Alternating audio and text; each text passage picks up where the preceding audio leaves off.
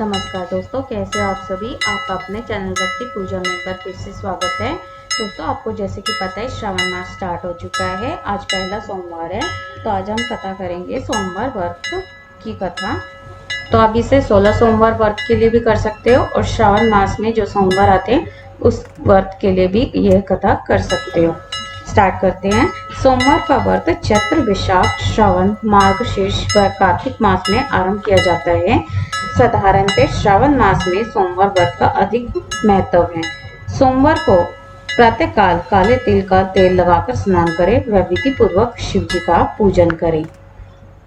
भक्तों, श्रावण मास में शिव जी की विशेष पूजा की जाती है, जो कि भगवान शिव जी, मातेश्वरी पार्वती, गणेश जी, कार्तिकेय और शिव वाहन नंदी की संयुक्त रूप में पूजा आराधना की जाती है। शिव जी की पूजा में गंगा जल और इसके अभाव में सामान्य जल मीन्स गंगा जल ना हो तो सामान्य जल भी आप ले सकते हो। दूध, दही, चीनी, घी, शहद, पंचामृत, कलावा, वस्त्र, जनेऊ, चंदन, रोली, चावल, फूल, बेलपत्र, दुर्वा, फल, पिज्जा, आक, धतूरा, कमलगट्टा, प्रसाद, पान, सुपारी, लौंग, इलायची, पंचमेवा, धूप, दीप के प्रयोग का विधान है। भगवान पर दक्षिणा के रूप में सामर्थ्य अनुसार धन चढ़ाना चाहिए और शिव स्तोत्र, शिव चालीसा और शिव पुराण का पाठ करना चाहिए।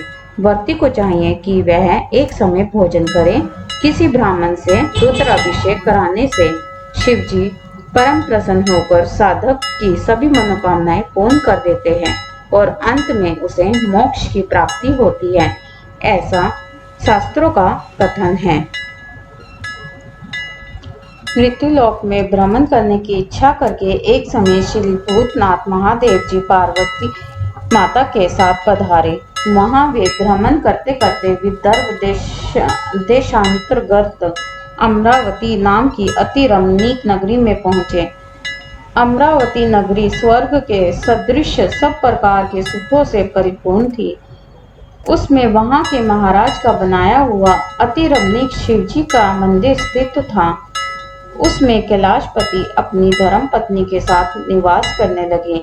एक समय माता पार्वती ने अपने प्राणपति को प्रसन्न देख मनोविनोद करने की इच्छा से कहा, महाराज, आज तो हम तुम दोनों चौसर खेले।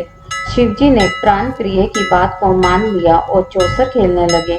उस समय उस स्थान पर मंदिर का पुजारी ब्राह्मण मंदिर में पूजा करने को आया। माता जी ने पुजारी से प्रश्न किया, पुजारी जी बताओ कि इस बाजी में किसकी जीत होगी। पुजारी बिना विचार किए शीघ्र ही बोल उठा कि महादेव जी की जीत होगी।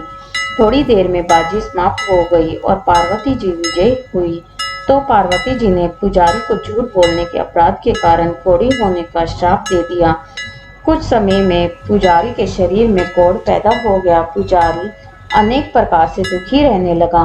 इस तरह के कष्ट पाते पाते जब वह बहुत दिन हो गए तो देवलोक की अप्सराएं शिवजी की पूजा करने उस मंदिर में आई और पुजारी के कोढ़ के कष्ट को देख बड़े दया भाव से उससे रोगी होने का कारण पूछने लगे। पुजारी ने निसंकोच सब बातें उनसे कह दी। वे अप्सराएं बोली, हे पुजारी, अब तुम अधिक दुखी मत होना। भगवान शिव जी तुम्हारे कष्ट को दूर कर देंगे। तुम सब व्रतों में श्रेष्ठ सोदश सोमवार का व्रत भक्ति भाव से करो। पुजारी अप्सराओं से हाथ जोड़कर विनम्र भाव से सोदश मतलब कि 16 सोमवार व्रत की विधि पूछने लगा। अप्सराएं बोली, जिस दिन सोमवार हो उस दिन भक्ति के साथ व्रत करें। स्वच्छ वस्त्र पहने, आधा सेर गेहूं का आटा ले, उसके 3 अंगा बनाए और घी, गुड़, दीप, नवेद, पुंगी फल, बेल पत्र, जनेऊ, जोड़ा, चंदन, अक्षत, पुष्प आदि के द्वारा प्रदोष काल में भगवान शंकर का विधि से पूजन करें। तत्पश्चात उन तीनों अंगों में से एक शिवजी को अर्पण करें, बाकी 2 को शिवजी की प्रसादी समझकर उपस्थित जनों में बांट दें और आप भी प्रसाद लें। इस विधि से 16 सोमवार का व्रत करें। तत्पश्चात 17वें सोमवार के दिन पाव से पवित्र गेहूं के आटे की बाटी बनाए। तदनुसार घी और गुड़ मिलाकर चूरमा बनाए और शिवजी का भोग लगाकर उपस्थित भक्तों में बांटे। पीछे आप सकुटुंब प्रसादी लें तो भगवान शिवजी की कृपा से उसके मनोरथ पूर्ण हो जाते हैं। ऐसा कहकर अप्सराएं स्वर्ग को चली गई। ब्राह्मण ने यथाविधि 16 सोमवार व्रत किया तथा भगवान शिवजी की कृपा से रोग मुक्त होकर आनंद से रहने लगा। कुछ दिन बाद जब फिर शिवजी और पार्वती उस मंदिर में पधारे तब ब्राह्मण को निरोग देख पार्वती ने ब्राह्मण से रोग मुक्त होने का कारण पूछा तो ब्राह्मण ने 16 सोमवार व्रत कथा कह सुनाई। तब तो पार्वती जी ने अति प्रसन्न हो ब्राह्मण से व्रत की विधि पूछकर व्रत करने का तैयारी की। व्रत करने के बाद उनकी मनोकामना पूर्ण हुई तथा उनके रूठे हुए पुत्र स्वामी कार्तिकेय स्वयं माता के आज्ञाकारी हुए। परंतु कार्तिकेय जी को अपने यह विचार परिवर्तन का रहस्य जानने की इच्छा हुई और माता से बोले, हे माता जी, आपने ऐसा कौन सा उपाय किया जिससे मेरा मन आपकी ओर आकर्षित हुआ। तब पार्वती जी ने कहा, वही 16 सोमवार व्रत कथा कह सुनाई। स्वामी कार्तिकेय जी बोले, इस व्रत को करने से सभी मनोकामनाएं पूर्ण होती हैं, तो मैं भी इस व्रत को करूंगा, क्योंकि मेरा प्रिय मित्र ब्राह्मण बहुत दुखी दिल से परदेश गया है।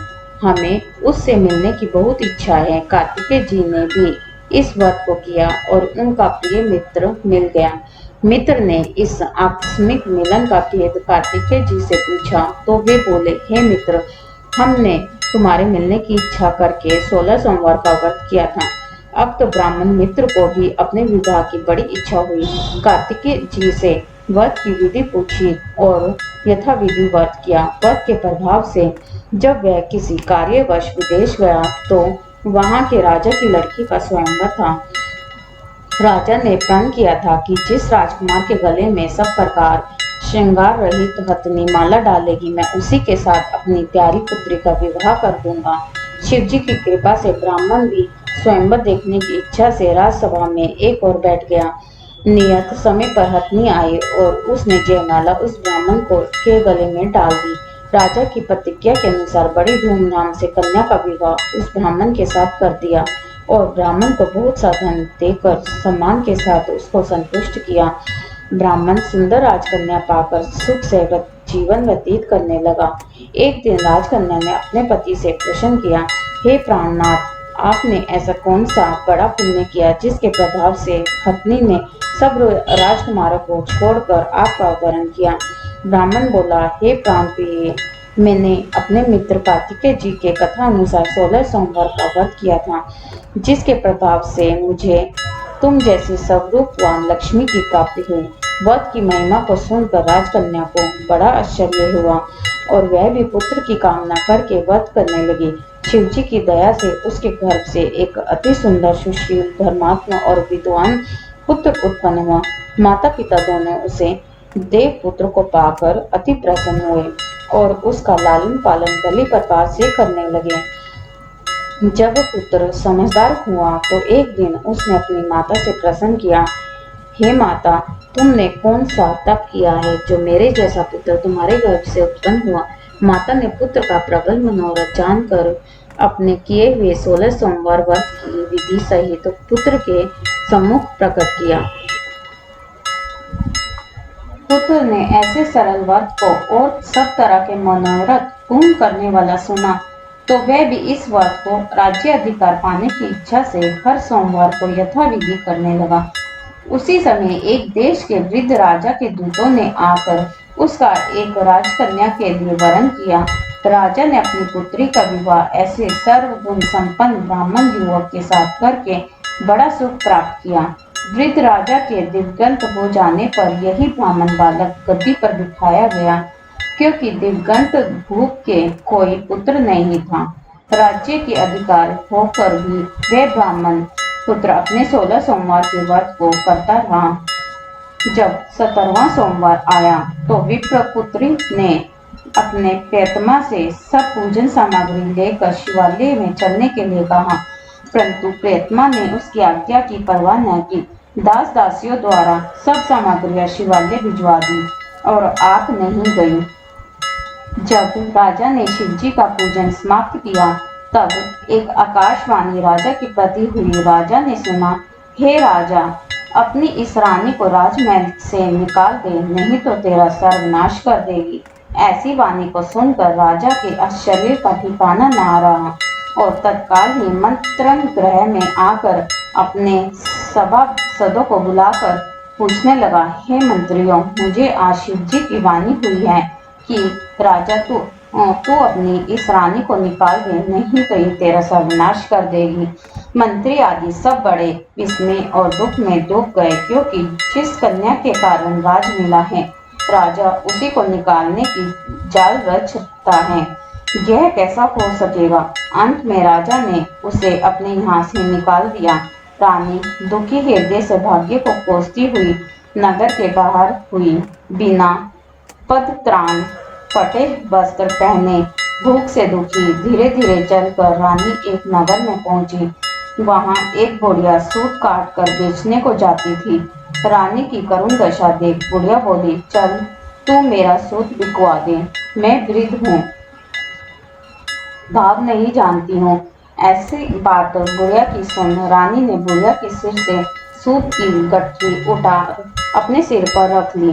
थोड़ी देर बाद आंधी आई और बुढ़िया का सूत पोटली सहित उड़ गया। बेचारी बुढ़िया पछताती रह गई और रानी को अपने साथ से दूर रहने को कह दिया। अब रानी एक तेली के घर गई तो तेली के सब मटके शिवजी के प्रकोप के कारण उसी समय चटक गए। ऐसी दशा देख तेली ने रानी को अपने घर से निकाल दिया। इस प्रकार रानी अत्यंत दुख पाती हुई सरिता के तट पर गई तो सरिता का समस्त जल सूख गया। तत्पश्चात रानी एक वन में गई। वहां जाकर सरोवर में सीढ़ी से उतर पानी पीने को गई। उसके हाथ से जल का स्पर्श होते ही सरोवर के नील कमल के सदृश जल में असंख्य कीड़े पड़ गए और वह गंदा हो गया। रानी ने भाग्य पर दोषारोपण करते हुए उस जल को पान करके पेड़ की शीतल छाया में विश्राम करना चाहा। वह रानी जिस पेड़ के नीचे जाती, उस पेड़ के पत्ते तत्काल ही गिरते रहे। वन, सरोवर, जल की ऐसी दशा देखकर गौ चराते ग्वालों ने अपने गुसाई जी से, जो जंगल में स्थित मंदिर में पुजारी थे, कही। गुसाई जी ने आदेशानुसार ग्वाले रानी को पकड़कर गुसाई के पास ले गए। रानी की मुख कांति और शरीर शोभा देख गुसाई जान गए, यह अवश्य ही कोई विधि की गति की मारी कुलीन अबला है। ऐसा सोच पुजारी जी ने रानी से कहा, पुत्री, मैं तुमको अपनी पुत्री के समान रखूंगा। तुम मेरे आश्रम में ही रहो, मैं तुमको किसी प्रकार का कष्ट नहीं होने दूंगा। गुसाई के ऐसे वचन सुन रानी को धीरज हुआ और वह आश्रम में रहने लगी। परंतु आश्रम में रानी जो भोजन पकाती उसमें कीड़े पड़ जाते, जल भर के लाती उसमें कीड़े पड़ जाते। अब तो गुसाई जी भी दुखी हुए और रानी से बोले, हे बेटी, तेरे पर कौन सा देवता का कोप है जिससे तेरी ऐसी दशा है।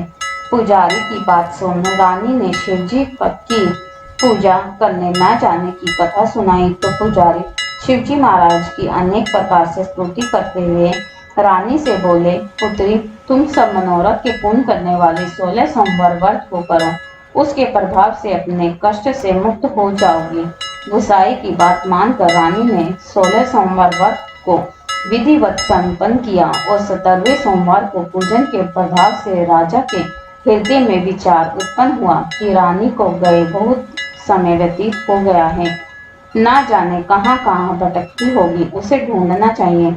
यह सोच रानी को तलाश करने चारों दिशाओं में दूत भेजे। वे तलाश करते हुए पुजारी के आश्रम में रानी को पाकर पुजारी से रानी को मांगने लगे, परंतु पुजारी ने उनसे मना कर दिया तो दूत चुपचाप लौट गए और आकर महाराज के सम्मुख रानी का पता बतलाने लगे। रानी का पता पाकर राजा स्वयं पुजारी के आश्रम में गए और पुजारी से प्रार्थना करने लगे, महाराज, जो स्त्री आपके आश्रम में रहती है वह मेरी पत्नी है।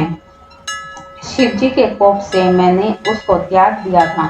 अब इस पर से शिवजी का कोप शांत हो गया है। इसलिए मैं इसे लेने आया हूँ। आप इसे मेरे साथ जाने की आज्ञा दे दीजिए। गुसाई जी ने राजा के वचन को सत्य समझकर रानी को राजा के साथ जाने की आज्ञा दे दी। गुसाई की आज्ञा पाकर रानी प्रसन्न होकर राजा के साथ महल में आई। नगर में अनेक प्रकार के बादवे बजने लगे। पंडितों ने विविध वेद मंत्रों का उच्चारण करके अपनी राजरानी का स्वागत किया। ऐसी अवस्था में रानी ने पुनः अपनी राजधानी में प्रवेश किया। महाराज ने अनेक तरह से ब्राह्मणों को दान आदि देकर संतुष्ट किया। याचकों को धन धान्य दिया। नगर में स्थान स्थान पर सदाव्रत खुलवाए जहाँ भूखों को खाने को मिलता था। इस प्रकार से राजा शिवजी की कृपा का पात्र हो राजधानी में रहने रानी के साथ अनेक तरह के सुखों को भोग करते हुए सोमवार व्रत करने लगे। विधिवत शिव पूजन करते हुए इस लोक में अनेक सुखों का भोगने के पश्चात शिवपुरी को पधारे। ऐसे ही जो मनुष्य मनसा वाचा कर्मणा भक्ति सहित 16 सोमवार का व्रत पूजन इत्यादि विधिवत पूर्वक करता है उसके सभी मनोरथ पूर्ण हो जाते हैं। जय हो शिव भोले भंडारी की जय हो, शिव भोले भंडारी की जय, शिव बाबा की जय हो। तो भक्तों, अगर आपको ये कथा अच्छी लगी तो आप इसे बार बार सुनना और 16 सोमवार के व्रत करना।